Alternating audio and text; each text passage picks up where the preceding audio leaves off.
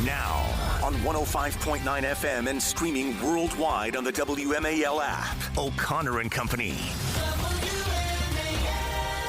The time is 6:06 a.m., but we're heard on FM 105.9 across the spectrum, as it were.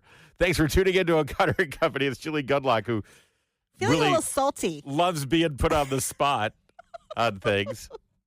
Coming up at 6:35, Cal Thomas, 7:05, Representative Laurel Libby out of Maine. 7:35, Daniel Elwell. He used to be with the FAA, and I want to talk to him about a lot of the myths we're hearing right now about the Trump administration and cuts in government funding. And then at 8:05, our pal Eric Stewart, local real estate guru, because you're hearing all the scare tactics. You know, they really want you to hate Donald Trump. It's like, yeah. I maintain, Julie Gunlock, one of the things that frustrates the media more than anything else is that as much as they've thrown at Donald Trump, they've tried to make him just a monster, a Hitler, or whatever. Right. When push comes to shove, even people who don't agree with his policies still kind of like, oh, I like the guy. He's a rogue. Funny. He's crazy. He's a TV. Funny. He's a big personality, and he's funny. I mean, but the latest is, well, you may be in favor of DOGE, but it's going to screw up housing prices in the D.C. area. It's like, by the way, if housing prices in the D.C. area have been propped up to the insane levels that they have been solely because the federal government is awash in money that is not theirs to hire people and create jobs that are wasteful or fraudulent. And again, our government needs employees to do good work when they work for the federal government. That's not what we're talking about here. It's so funny. I sometimes have to tamp down the libertarian in me because, there are times where I'm like, privatize all the national parks, right? Privatize everything. But let Disney take them over. I mean, you can't even look at the very obvious inefficiencies in government without these bureaucrats losing their minds, and then with the aid of the mainstream media scaring everybody that planes are going to fall out of the air. We're all going to start kids lunches, kids will starve. I mean, the narrative here is complete panic, and it's all they have. Right.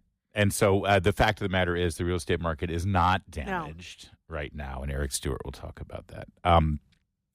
Stephen Miller. Say what you. I met Stephen Miller when he was still working in the Senator Sessions' office. He was brilliant, and yet, how can I put this eloquently that I think Stephen wouldn't mind if I said so? Intimidating. He is intimidating, and I don't think he possesses nor cares to possess the same level of social skills that many people in this town have. He's not sort of a slap your back, shake your hand, remember your name, and I'm going to be your buddy. No, he cares about facts and policy, and he wants to get stuff done. I worked on the Hill for many, many years, and I actually worked with Sean Davis of the Federalist, and who used not to be dissimilar.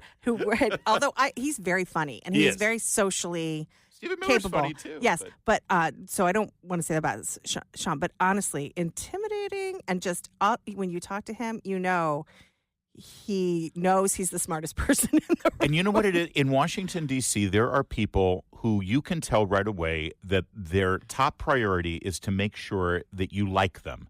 And that you have a good rapport, and by the way, that goes a long way. Yes. I think it really does. Right. Politics is about the art of the possible and convincing people to be on your team. So that goes a long way. All right. There are other people in this town who really don't care. They don't care. They couldn't care less if you liked them or not. They just want to, and we need both of those people. Yes. Stephen Miller, I believe, he's one of those people. Is one of those people. But he's really, I think, been really effective so far. Communicating on behalf of this White House. He's now the deputy chief of staff, and he appeared with Breonna Taylor, who is just not the brightest, really obnoxious. Really and obnoxious. I want you to hear a lot of. There's so much about this exchange that's fantastic. But my favorite part, this first clip you're going to hear, my colleagues over at Town Hall, they put this video out and presented it by saying Stephen Miller takes out the box of crayons to explain to Breonna Taylor how the government works. And it's perfect because I have to say he's a little bit smug in this, a little bit. It matches her smugness. So it's like this contest of who's worst, right? Who's the most smug? Although I love him, he did great, but it's very, very fun to watch or listen to. Charge of DOGE. the President of the United States. He's the administrator of DOGE? No, the DOGE is what was formerly U.S. Digital Services. This is so stupid, by the way. This line of inquiry. He's in there reorganizing the closet. Who's in charge of the military? Well, the commander-in-chief, the president. He's in charge of administering the military. Well, no, that would be the Secretary of Defense and the Secretary of the Army. Is he making sure payroll goes out? I mean, it's so just so obnoxious. stupid. And I don't know if she's trying to draw a wedge between. No, what she's trying to do is say that Trump. Musk is the real president. That There you Musk go. is really in charge. This is what they're trying to do. So God bless Stephen Miller and his patience here. It's an agency of the federal government that reports into the executive office of the president, which reports to the President of the United States. Okay. The way that Article 2 works is the president wins an election, and then he appoints staff, including myself, including Mike Waltz, including Susie Wiles, including Elon Musk, and those staff report to him. Okay, well aware. So Elon Musk answered a question about transparency at DOGE. This is how he spoke about DOGE. Well, we actually are trying to be as transparent as possible. In fact, we post our actions to the DOGE handle on X and to the DOGE website. So all of our actions are maximally transparent. So you hear him there. We post our actions. All of our actions are maximally transparent. Does Elon Musk know he's not in charge of DOGE? Does Elon Musk know he's not in charge of DOGE? This is this gotcha moment. Imagine interviewing one of the linemen from the Eagles after they won the Super Bowl, and he says, "Yeah, we put a great game plan together, and we really wanted to focus on our defense and getting after the quarterback, and we really." Does this lineman know that he's not the head coach of the team? What's all this we stuff? I mean, serious, what the hell? What point is she trying to make? I know. Oh, what a burn, Again, Brianna. yeah, exactly. And again, patience of Job, Stephen Miller. Again, the president runs the government, then the president appoints advisors, including Elon, including myself, including all the other staff here at the White House, and then those staff, in turn, execute the president's commands and directions to all the agencies of the federal government. This is how democracy works, something that we treasure in America. The whole American people go to the ballot box, they elect the president appoints staff, the staff that administer his orders and directives across the whole U.S. government. Okay, Stephen, I get that, but this is important because we want to talk about who's making the decisions here. There were 300 employees, the National Nuclear Security Administration, you know about this. They were fired. The agency had to rescind those terminations because these were employees who were critical to maintaining the nation's nuclear stockpile.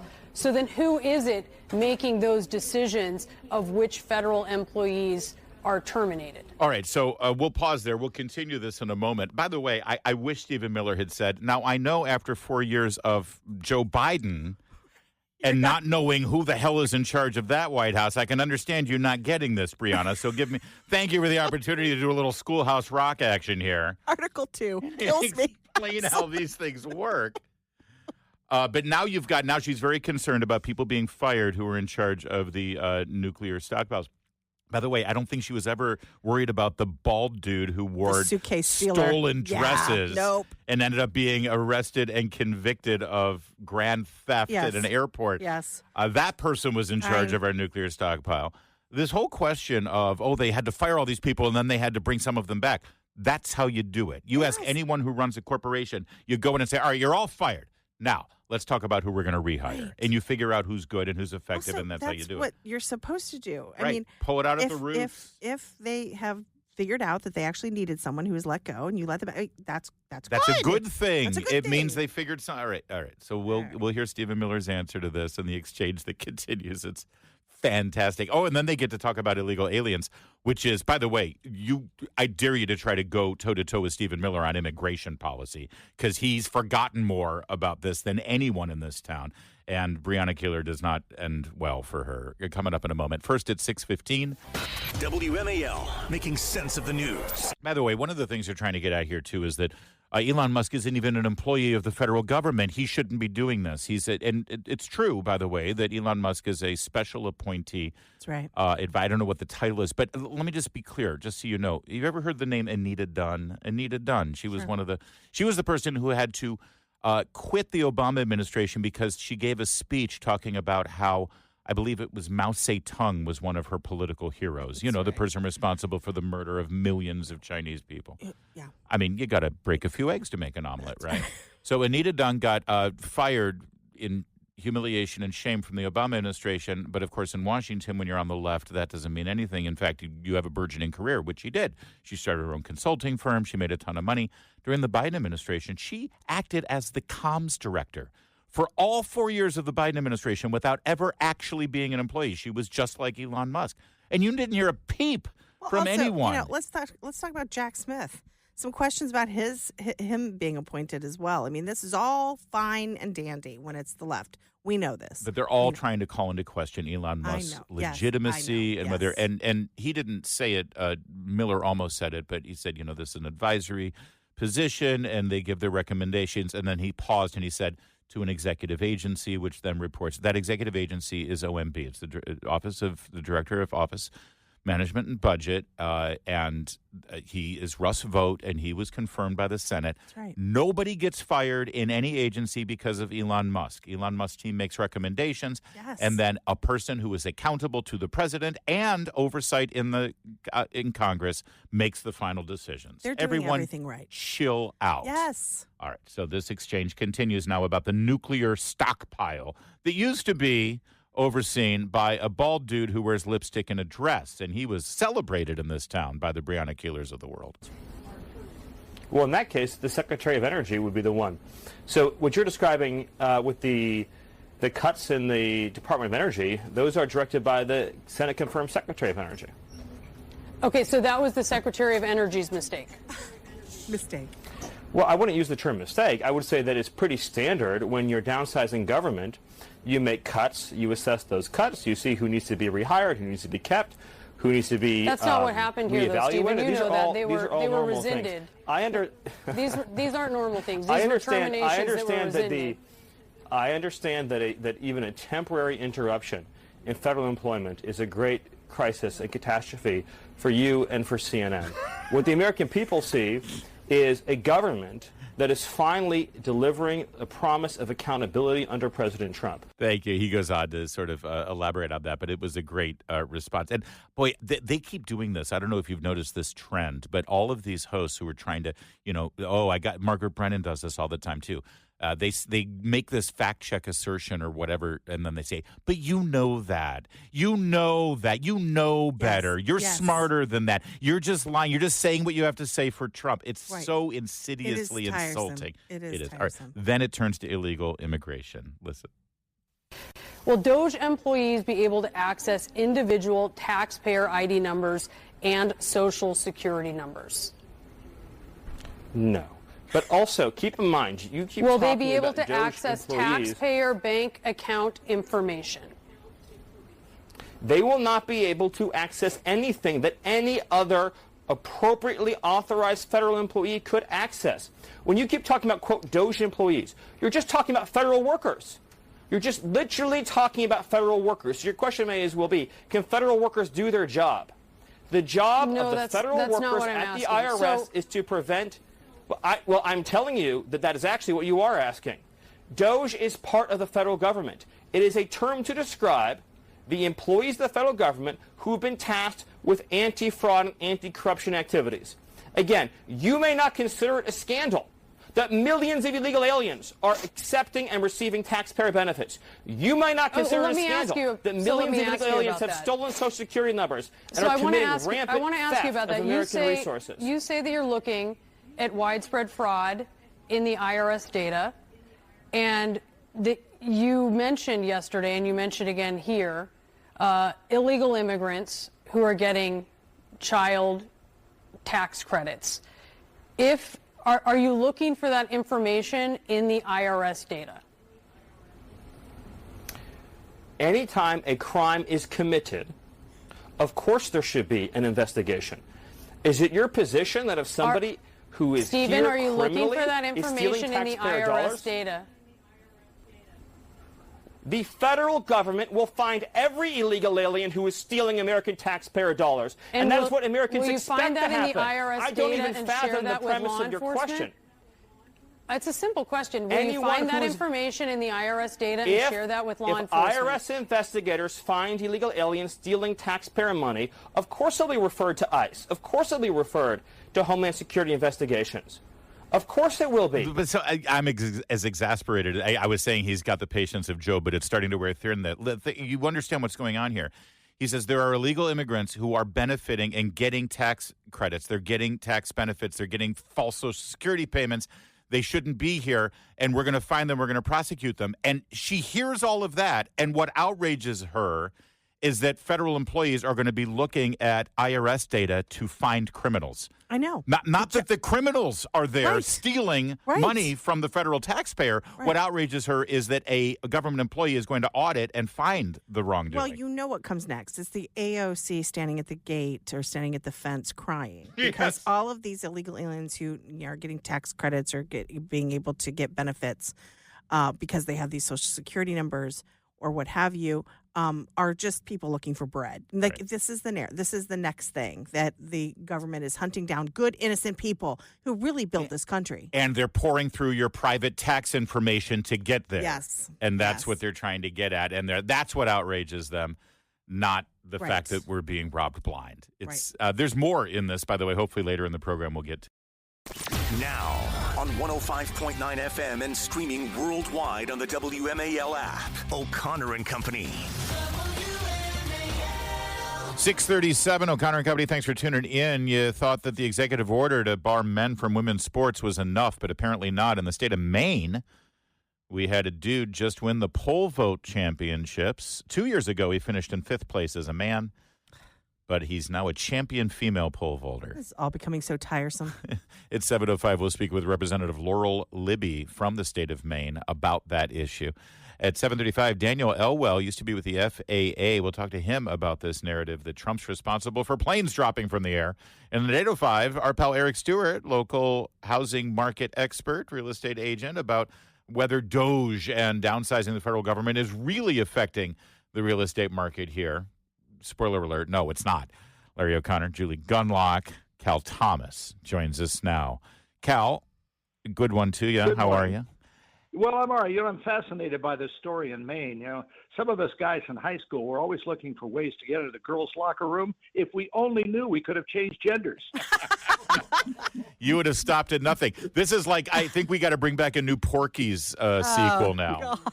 Oh, my goodness. Porky's 12, the transgender edition. Hey, did you watch that interview with Hannity, Musk, and Trump last night? Yeah, we've got some highlights we're going to share with the listeners coming up, but go ahead. What'd you think? Well, I thought one of the most interesting lines was when Musk responded to attacks against DOGE. He said, "We're not attacking democracy. We're attacking bureaucracy." Yes. I thought that was a terrific soundbite. I mean, you just look at a tiny list of what has been spent. My personal favorite this morning so far: $10 million for Mozambique voluntary medical male circumcision. Now, I wonder what Thomas Jefferson would have thought about that. Oh, wow. There's so many jokes I can make, but I'll get ripped off the air, Cal. So I'm gonna move on, and I'll leave the room. But I will want to ask though, in terms of the attacks, they've really sort of politically boxed Democrats into a fascinating corner where they are in a position where they are defending inefficiency, basically, as I've coined them, DOGE, Democrats against government efficiency. They're defending the fraud, they're defending the abuse, and they don't seem to have a very good footing. If you look at the polls, it seems like Musk and Trump are on the right side of this. Oh, no question about it. They have nothing. They're even blaming Trump for plane crashes now. Hakeem Jeffries and some of the other I mean, it's just total nuts. They have no policies. They've even run out of bad ideas. That's how desperate they are. Well, it's building on what Larry is saying, it is really interesting because, I mean, I'm old enough to remember when Bill Clinton sort of sounded like he would like to sort of have a department of DOGE. Well, it was Al Gore's reinventing government, they called it, right? And, I mean, it really is astonishing how far they have gone to defending this corrupt bureaucracy, this unelected bureaucracy. Absolutely right. And, they say, he was not elected, Musk wasn't. Well, the only people elected, the president and the vice president are elected, and then they pick staff, to do things that advance their policies. I just find it remarkable. Bill Clinton actually balanced the budget. Bill Clinton and Newt Gingrich reached a welfare reform, which was tremendous. Democrats don't do that today. It's all about opposition. It's all about how are we going to win in 2028? How are we going to win in the off-year election? We'll win to do what? Add more crazy spending, add more debt, add bigger government. This is what Trump ran on, reducing the size and cost and reach of big federal government, and the polls show that's exactly what most of the public want. We're talking to syndicated columnist Cal Thomas, as we do every week at this time. And Cal, I'm part of the elite, so I've seen a preview of your Thursday column. You focus on the discussions going on right now between Russia and Ukraine, or well, it's not between Russia and Ukraine, it's between America and Ukraine and America and Russia, kind of shuttle diplomacy going on here. How is this all going to get resolved, and why are there so many voices that are against the idea of peace? Well, the old line, peace, and there is no peace. Peace is not just the absence of war. I went back in this column you mentioned to General Douglas MacArthur's 1951 speech to Congress, the one that has the famous line, "Old soldiers never die, they just fade away." Mm-hmm. MacArthur said there's no substitute for victory. If you don't have victory, you're just hitting the pause button. He didn't say that because there was no pause button in 1951. but basically that's what he meant. If we don't have Ukraine see victory here, there are all kinds of implications. Not only because of Putin, who has openly said he wants to restore Greater Russia, Estonia, Latvia, and all of the other former Soviet republics. And then you've got China looking at this, and they're still hungry for Taiwan. And what's the message going to be to Iran? I just think it's a very, very dangerous time. And when you give up victory, as it appears that the negotiators are prepared to do, then you just invite the tyrants to do more of the same. Isn't part of the problem, though, is that the only time you get someone to define victory, no one from the U.S. has ever defined victory. I mean, there was a time when they were saying victory is only achieved with regime change in Russia, which I think is rather unrealistic. But the only definition of victory that I've heard means Russia leaves the Crimean Peninsula, which is something they acquired during the Obama administration when Obama and Biden just sort of shrugged their shoulders at it. That's rather unrealistic, too. So I'm with you. Ukraine deserves victory here. Can you tell me what that looks like? Well, Colin Powell once said if America is going to be involved in any war, there can be no substitute for victory. If you're not going to go for the whole package, then don't get involved in the first place. And the Trump administration, or Marco Rubio and some others, have already said, and Pete Hegseth, the Secretary of Defense, they've already hinted that Ukraine is going to have to give up some territory in order to get Russia to stop killing them. Yeah. I don't think that's a viable policy. I really don't, because if Trump can keep Crimea, if he can keep the parts of Ukraine that he has invaded, he's killed all these people. Over 100,000 Russian troops have died. Then he's an evil man. He's not going to stop at that. He kills journalists. I mean, he'll kill anybody that gets in his way. And it's not worth standing against him and stopping him from doing it. Then what is? And I want the record to reflect that as much as I criticize journalists, I don't think they should be killed either, and we can agree on that, right. Cal. Absolutely. Right. Okay. Well, let's maybe their wrists slapped now and again, perhaps, but How about $168,000 for an Anthony Fauci exhibit at the National Institutes of Health? Yes. Oh, I'm so sad I never got to see that, actually. It's too bad. All right, Cal. Thank you, sir. I appreciate it as always. Always a pleasure. Great conversation. Thanks. It's 6:44. Mark Levin, weekdays 6 till 9 on 105.9 WMAL, making sense of the news. It's 6:49, and we have another story about DOGE, because that's what you do.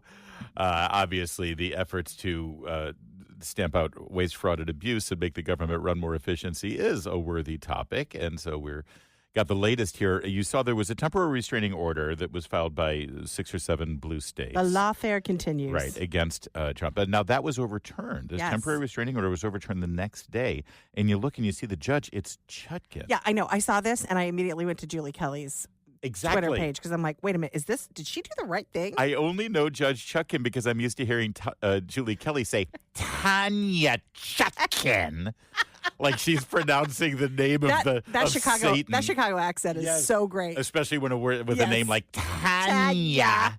So I'm like, what the hell did Tanya Chutkan stumble into the truth here? Yeah. Well, not so fast, my friend. Okay. Actually, the aforementioned Julie Kelly has some cold water to throw on you. Judge Tanya Chutkan, who of course presided over Jack Smith's January 6th indictment against the president, did deny Blue State's request for a temporary restraining order preventing Elon Musk and DOGE from accessing data from 7 federal agencies, including DHS, Energy, Education, or firing any of the employees there. They sought a temporary restraining order. This is about a dozen blue states who did this. She denied that temporary restraining order, as I expected. I covered her hearing yesterday. But I think the real danger here, and this is what we talked about yesterday, is while she is trying to look measured by denying the temporary restraining order, she is going to consider a preliminary injunction. But even more risky is she is teeing up what could be a very tense court battle over the allegations that Elon Musk's role violates the Constitution, specifically the Appointments Clause.